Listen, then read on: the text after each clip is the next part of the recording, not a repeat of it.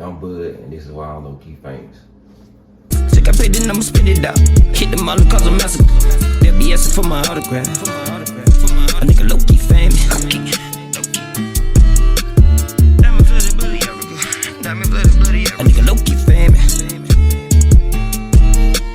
They'll be asking for my autograph.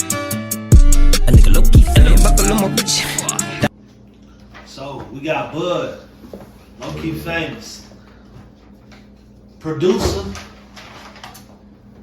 Is that right? Yup, producer. Okay. So tell us a little about yourself. Well, Bud, I've been producing since I was like 13, 14, and I just really been making beats my whole life, recording, and but that's about it. Just music really my life for real. Where you from? Born in Fort Benning, stayed in Columbus. I went to I moved to Riverdale, moved to Marietta, moved to College Park, and then I was up in Rome, Georgia for a little time period. Then I came back here. I've probably been back down here probably about like 7, 8 years now. 7, 8 years. Okay, so moving to the other places, did that make your career go other places, or it just pretty much based out of where you from?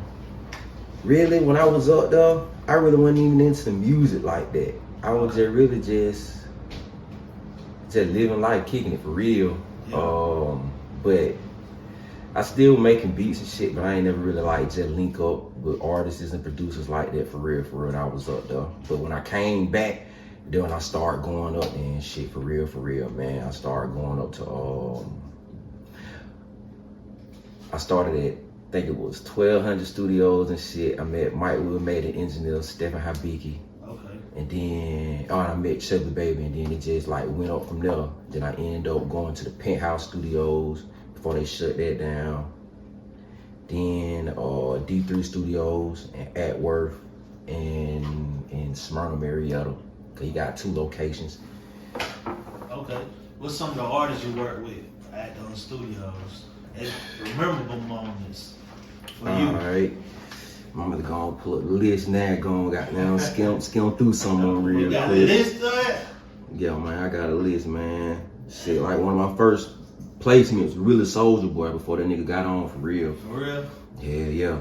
But like, Lil Dirt, Lil Baby, LBG Duck, Young Scooter, Mac Boy, which is the Migos producer, Juvie Escobar. He made the bando beat for the Migos. Peso Montana, Sean Payne, Gucci Mane engineer. Blue Montana, EBE Savage. He just did some shit on damn, what that shit called, nigga be rapping, Famous Animal. He just did some shit on that bit off of one of me and my boy beats and shit. Bandit Game, Marco, Mango Food. He one of the Migos artists. Argu Rook, goddamn Migo Domingo, another Migos artist. Juice Beats, legit. Ferrari Smash. He make a lot of beats for niggas in the A. I end up getting him on some shit. Soulja Boy, like I said, Sean Teasy, King Duke, J Rich, B Green, Duct Tape, Dirty Tate, Lil Baby, and them folk. Atlanta Avenue, Well Series, Drizzle Dollar, Flossie, So Walk, Lil Pistol, DBH Guilt, Fat Food, Lokey, Jada Runner, Jew Walk, TKK Tony, Killer Kill, Goody Brunson, 350 Beats, Nard Beats, Slim, YSN Trout, YSN Corey, YSN Solid, Lokey, Young Harris, Jay Sawyer, Dope Boy Trouble, MME Fatigue, MME Cheese, Slit Wayne, Table, and a bunch of motherfuckers from down here that I can't remember right now. Shit, boy. Shit, boy. That was a list for your ass. Shit, and that shit really keep going, but goddamn, I was like, fuck that shit. I just stopped right there. I feel. Alright, so what's the first equipment you bought and said, I'm gonna just go full for it with this goddamn beat shit, and we gonna out there make it raw? A mid-eye keyboard. It was in between a mid-eye keyboard and an audio interface and shit, because I already had the computers and shit. And okay. It went up from there. It went from keyboards, audio interfaces, speakers, mixers, mid-eye drum machines and shit, like when I was younger and shit. But now I got like 3 different studio setups and shit, you know, but that shit got there. I got 3 MPCs, I got 3 keyboards, I got 3 computers, I got some other kind of pad shit for FL Studio and shit, got the machine motherfucker. I got a couple audio interfaces, I got like 3, 4 of them bitches. Yeah. It about Forgot 4 speakers, 4-pound speakers and shit. And a mic, of course. I'm gonna get a whole nother mic though. Okay. And that's really about it. For real. That's all I really use. Okay. So you would say, if you remember back, because you got a list on you, so the first person artist that actually paid you, do you remember that for your beat? Man, that shit. The first beat I saw, that shit was probably like $10, $15, man. Real talk, right? That was the first, that was like the first time it selling me like $10, $15 and shit. Cause at first I was just giving that shit out to people, you know what I'm saying? Cause I'm like, shit, I don't know if these folks gonna fuck with it or not. That's how a couple of my placements went though, you know what I'm saying? So, you know, that shit really be straight. You know, I just took a risk, little gamble, and shit, I won on a couple of them bitches and shit. Okay. But them right there, that was like free though. Like them folk mixtapes, they weren't getting paid for that shit. You know what I'm saying? So it was just like some free type shit, you know. But as far as like getting paid for like an album placement, I ain't placing nothing on the album. Everything just straight mixtapes. Just straight mixtapes. If it was on the album, then that's on a whole another ball game. Then that's when niggas' career gonna really start going up. Especially the song do numbers and shit. Yeah. So let's say I want a beat from Bud right now. How much we going for? Right now, shit, at least shit's at 25. That's it, bro. 25. I ain't no goddamn $700-800. $25, bro. It's a $25? regular lease. Hell, yeah, nigga, it's still platinum producers leasing beats for the low, bro. Nard and beats. They did hella shit in the future. They still leasing their shit $25, $30, and $40. But when you get it exclusive, then when you gonna have to pay $5,000 plus or $2,500 or some shit like that. But just the lease, just to use it, shit, 25. It just depends which like least they want. You know what I'm saying? You can get some for 25, you get some for 50, you can get some for 75, or you get some for 100, or you get some exclusive for a couple hundred to 1,000. So I really just try to keep it the same price with the internet. You know what I'm saying? And YouTube and shit. Cause you gonna get yours on the back end once they start playing. Yeah. They rated the song the right way and that shit did the correct way. We all gonna eat. We checking paperwork before we before we beat beats out. Okay, just make sure. You know, at the end of the day, I sell a beat to you for the low, then nigga. I need to know I need to get some up off of it. Yeah, you got to. So what's you most passionate about when it comes to this beat? Is it like seeing people on your beat, or just actually making it? Really, that shit just making it, cause it's like. I get on the computer and it's nothing. It's like that shit's blank. And then I just start putting shit together and shit, you know. And me, the type of like how I think of shit, 'cause I do a lot of shit by myself. So I be thinking a lot of shit don't sound good and shit. So I probably make that shit, delete that shit and shit. But sometimes I do keep that shit and folks fuck with it and shit. But like mainly and shit, man, I got them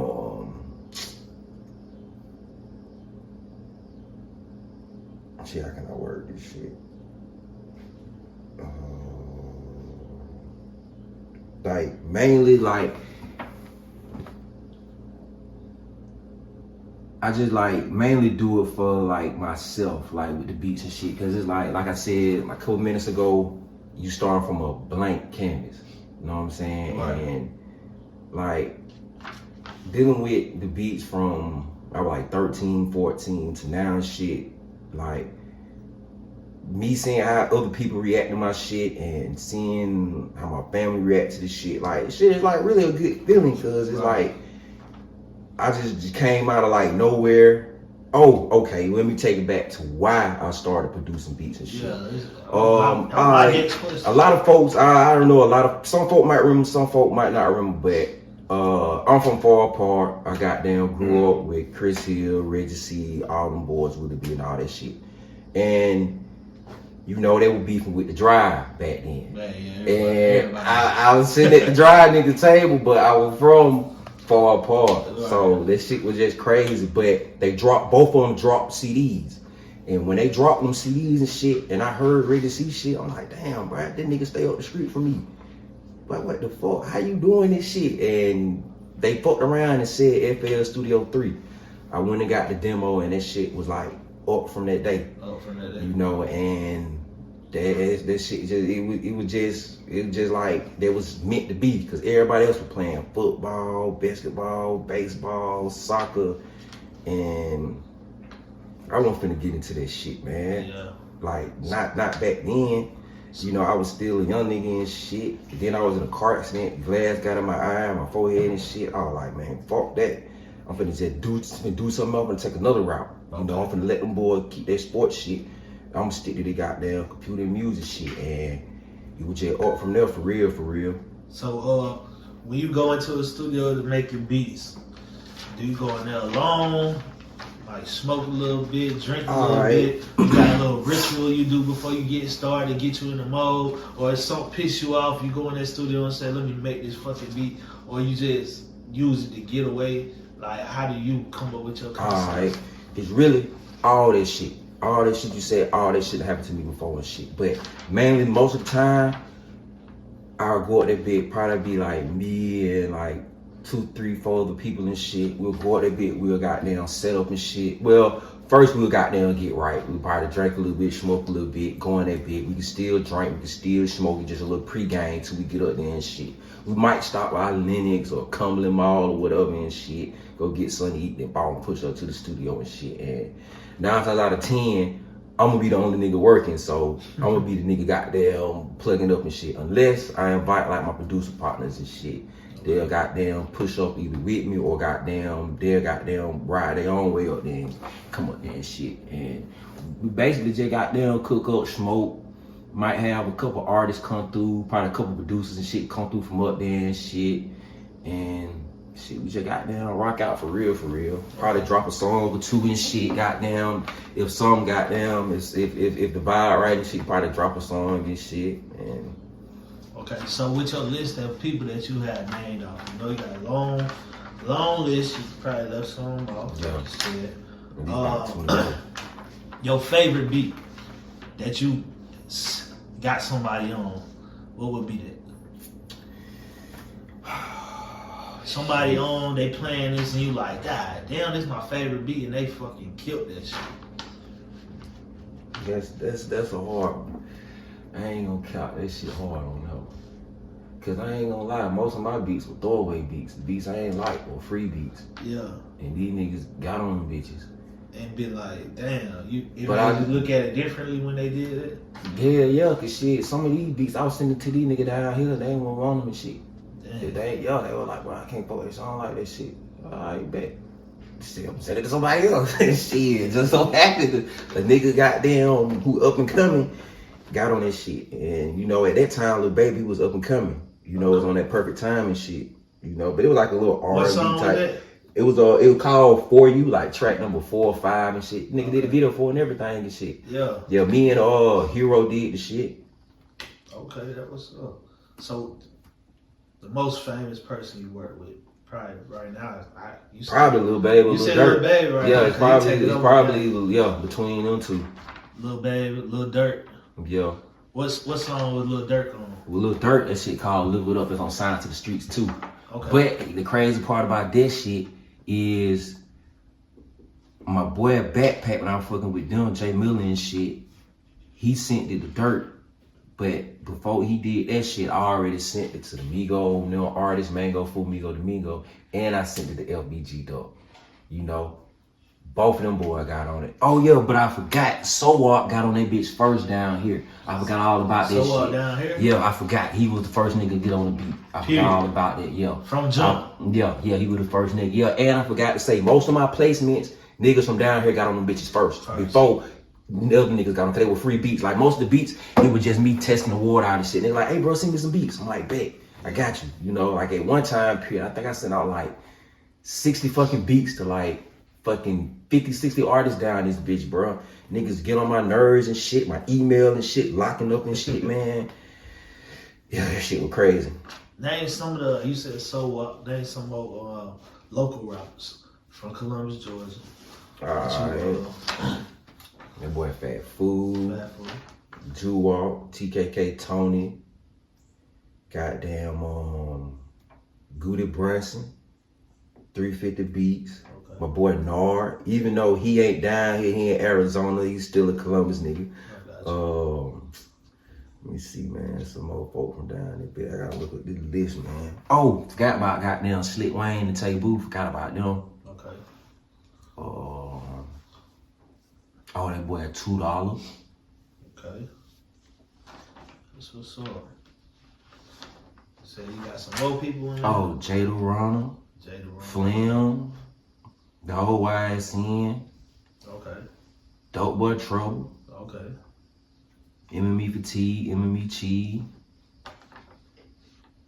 Let me see, man, cause there's a whole bunch of them motherfuckers, man. It's a lot. Hell yeah, I know when niggas watch this shit, they gonna be mad cause I ain't say that name. It's all good. No point intended. But what's your biggest accomplishment in this industry for us producing? Really just getting the placements and shit. Cause I ain't really like no money hungry person. It's just me just doing this shit, like actually getting a big rapper on my shit. You get what I'm saying? And I was like a young nigga at that time. Like I really wasn't even like, I gotta get this nigga on this shit. How old were you? We got your first placement.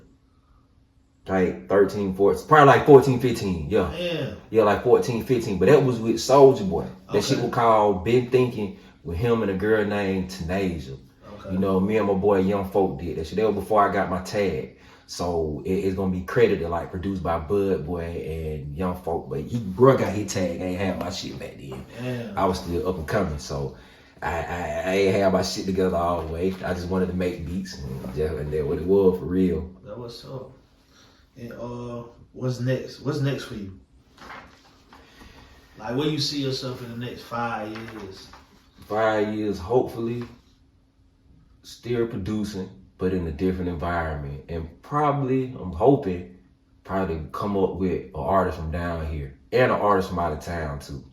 You know, at least like, I want to come up with at least like 2 artists from here, maybe an artist or 2 from Florida, and maybe like an artist or 2 from the A and shit. Okay. You know, and just go from there. Now I am finding somebody from Memphis too. You know, I just want to goddamn really just fuck with different artists from different places and shit, man. Kind of goddamn build a sound. Like I ain't trying to sign niggas up under me and no shit like that. Just, you know, we work and we goddamn shit, run your shit up together for real, for real. Okay. They say certain times in your in this journey that you wanted to give up on making beats, selling equipment, going cold turkey, saying I don't want to do this shit no more. All right. What was that all about? Why? Okay, this is what it is right here. Not too many folk really know why, but back then I'm gonna keep it 100. Well, I was lying most of the time. I did that shit to keep folks from asking me for free shit and get on my nerves. Okay. Like yeah, niggas, like sometimes I did put my equipment up so when niggas come in, they'll think it's gone. You know, like I did do shit like that before. You know, and I have sold shit, but the shit that I sold was because I got better shit on the way. Okay. I'm just ain't telling them niggas I got better shit on the way. Okay. You know, so it's really on some goddamn, cause the type person I am, like I don't really tell folks like I'm going through something, I got shit going on, but I just get the fuck on. I delete all my accounts, swap my numbers and shit, swap up locations if I can. And I get right and I bounce back out, you know, and right. Folks might be like, damn, bro, you quit, you did this. Like, hell no, like, bro, I got 20, 30 new beats I just did. But in the past month or two, I ain't posting shit, I'm just ducked off, you know, and that's the kind of phase what I'm going through now, but I'm working. It's like, a nigga might go to a studio and book. When they book, they don't know they booking me to really record them. Yeah. You know what I'm saying? But when they get them, like, oh, what up, bro? I know you record. I'm like, yo, bro, it's just you going through this nigga, but I'm the nigga recording you. You know, and I do that shit a lot now. And shit, that shit really straight. Cause it kind of cut out the folks that be bullshit. I ain't got to talk to them folks. Yeah. You know, they have to go through my boy, you know, and then if they don't pay my boy or get him whatever, you know, shit, he ain't finna have me come through. So he already know what's going on. So, everybody, you know, I just made a post about this the other day. So everybody got money until it's time to pay for some shit when they know what they want. But they always looking for somebody to say, hey, let me get it to you. Nah, I got like I do this shit every day. So you gotta make a living off of what you like to do, and then people enjoy it. They trying to make money off of it. Why you can't make money off of it? That shit be like that. That's We understandable. go through shit like that like every day. One of my partners was just telling me about that shit, the engineering shit, man. He was just telling me about that shit. And believe it or not, it be some of these big niggas that everybody think they got it. Like, yeah, they pull out the money and shit, man, but like you said, when it's time to pay, they don't pay. They don't want to pay. They think because they got a highly name or they got this going on or that going on. Like, Yeah. bro, that shit really don't mean nothing, bro. Yeah. Like, for real, because that shit can be gone just like that. You get what I'm saying? So, niggas gotta goddamn pay, man. So they can buy them J's, they can buy the pussy, they can buy these bitches wigs and all that bullshit, man. And the rims and all this shit, bro. Pay for some shit that's gonna goddamn make you some money, man. Yeah. Shit, buy a fucking house and shit. Rent that bitch out or something, bro. Get a fucking building. Like, do something, bro. Yeah. Like, you spend all this shit on drugs and bullshit and that shit ain't shit. Some folk make it and some folk don't, but most of these niggas don't, bro. Yeah, I feel you. A lot of it is about clout. Yeah. I noticed when I was trying to do the music industry and jump into management with artists, I realized they wasn't investing their money into what they needed. They invest their money in the drugs, motherfucking alcohol, bringing it to the studio, but then it was like, nigga, you need to pay for this nigga engineer. You need to fucking pay for your goddamn paperwork to be done every month. Exactly. So you can get paid, but niggas really ain't. They really like, they want the clout, they want the song, they want people to jump and holler, but at the end of the day, this shit a business, so. Yeah, this shit is really a business, man. They better goddamn check out these rapper interviews and shit, man. They telling you, man, they got to pay, man. Yeah. But them folk don't be listening to that shit. Only thing they listen to is the music. And that's it. They think that it's just all about the music. Like, nah, man, that shit business. That's how you get far in this shit. You get far in this shit by handling good business, having good relationship with people, man. Right. Make sure the right people know your face, man. Cause sometimes you might got money and shit, man, but just because you don't know this right nigga, bro, you not finna get in that door. At all. You know, a nigga with no money and that got a good face card could probably get in the door with a nigga with money and no face card. Right.